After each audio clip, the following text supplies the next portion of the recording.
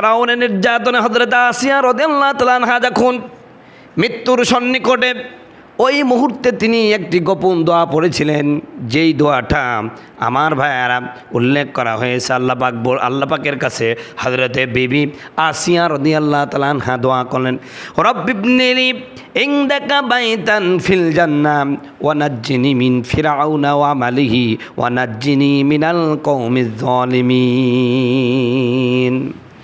এ আমার পালনকর্তা, আপনার কাছে জান্নাতে আমার জন্য একটি ঘর তৈরি করুন, আমাকে ফেরাউন আর তার দুষ্কর্ম থেকে উদ্ধার করুন, আমাকে জালেম সম্প্রদায় থেকে মুক্তি দান করুন। প্রিয় ভাইয়েরা আমার, ফেরাউন যখন নির্যাতন স্টিম রোলার শুরু করে দিল, এমন অবস্থা হয়ে গেল ফেরাউনের এই নির্যাতন হযরতে আসিয়া রাদিয়াল্লাহু তাআলা আনহা সইতে পারলেন না। তখন ঠিক তিনি এই দোয়াটা করেছিলেন।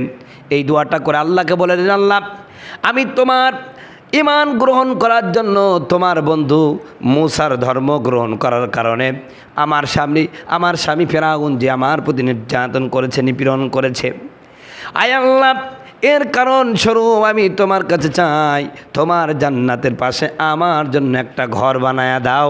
আর ফেরাউন সহ তার দোসররা আমার প্রতি যে নির্যাতন নিপীড়ন করেছে, এর থেকে তুমি আমাকে তাড়াতাড়ি রক্ষা করো।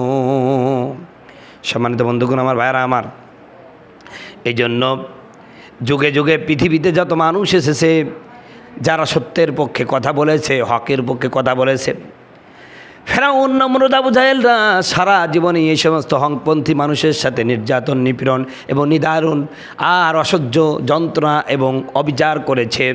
কিন্তু আল্লাহ পাক এভাবে করে হককে দাবায় দেন নাই, হককে সুপ্রতিষ্ঠিত করেছেন।